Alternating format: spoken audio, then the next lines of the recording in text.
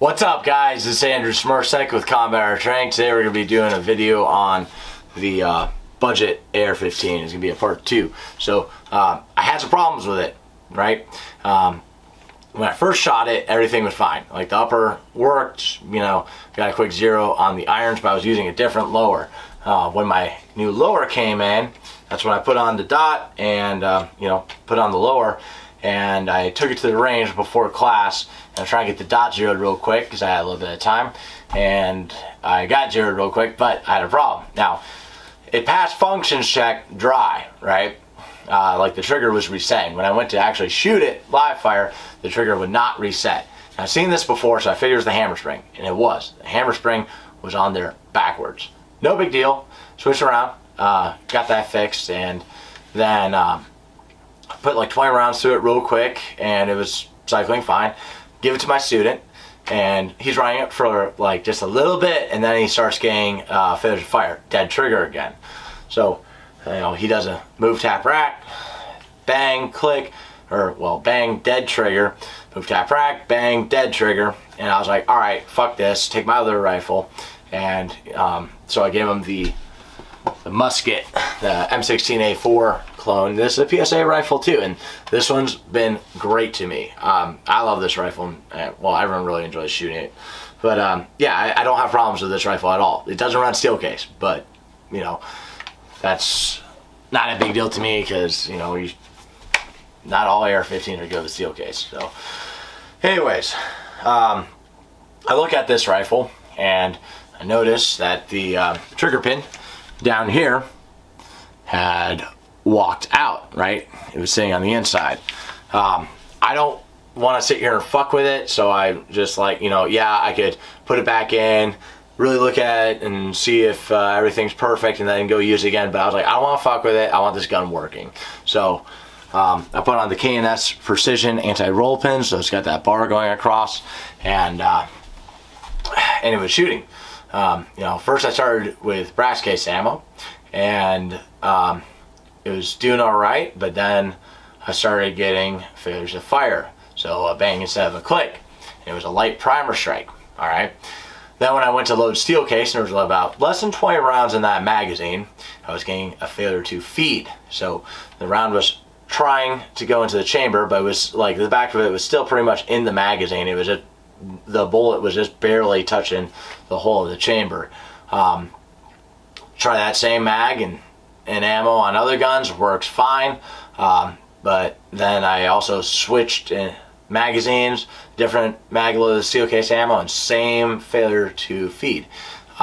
So what I was thinking is there's probably something messed up in the cycle of operations, probably not going in the battery all the way, right? And I know it was funny. People were like, well, is it clean? I'm like, dude, I just got it. Like, I lubed it, but I just got it. Even if I have put like 300 rounds, it should not be getting a failure to fire. And I have not put that many rounds to it. Like, I put like less than 100. Anyways, so what I figured was going on was I was getting a failure to feed when I was pressing the trigger, giving me a light primer strike. Because if the bolt's back just barely, right? See how it's out of battery right there? Like, that would be forward. But if it's back just barely, when you press the trigger, you still get a click instead of a bang. Right? That would give me a light primer strike. So I figured maybe look towards the buffer and the spring. Now, all right, I changed out the buffer spring because that's easy. I have another one laying around. Still got the same thing going on. All right. Then I was like, all right, maybe it's the buffer. So then I started looking into it. Now, I'm not an AR builder. I have built, lowers before, but I'm not a builder. That's not my thing. But I was looking at the buffer, and what I noticed, well, first off, it looked different than any other buffer I had seen. And I did some Google searching for orange tip buffer, and I watched a couple videos, and yeah, I had a pistol caliber buffer in the rifle, All right, so basically the hammer spring was backwards, and I had a pistol caliber buffer.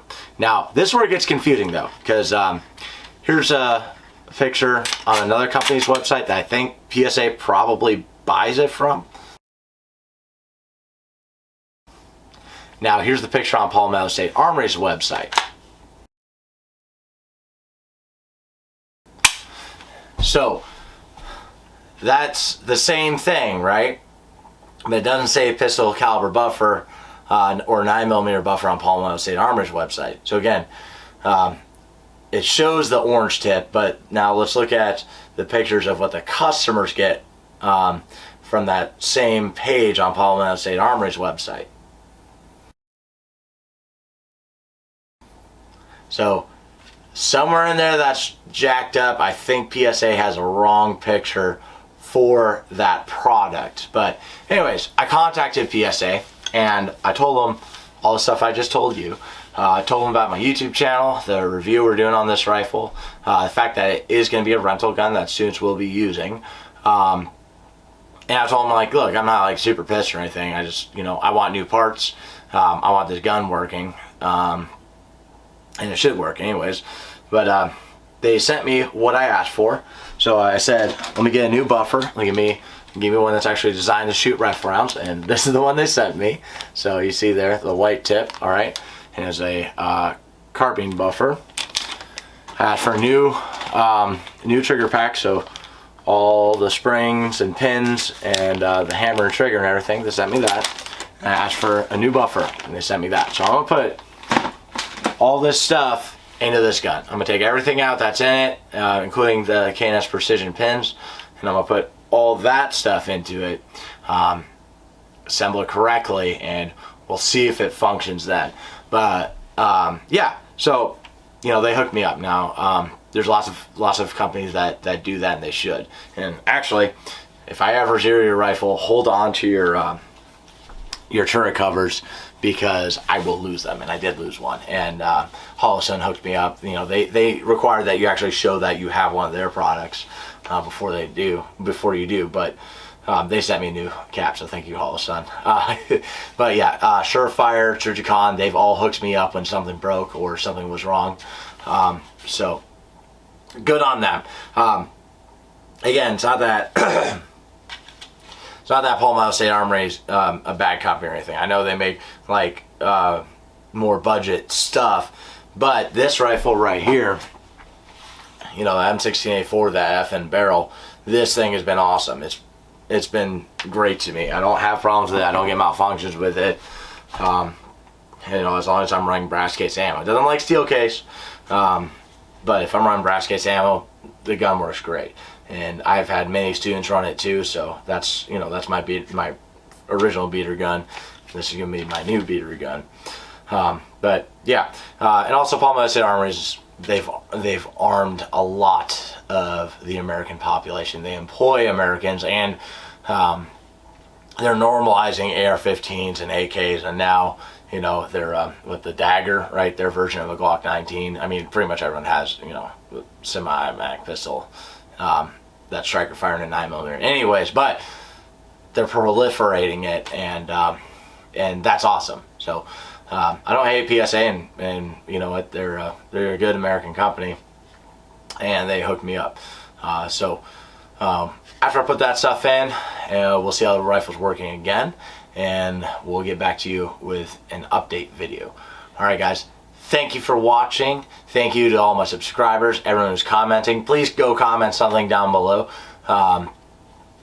Everyone who's been buying the products, like we have a new backpack coming out, by the way. Look at it on Instagram. And especially all my students. Thank you guys. Keep fighting communism.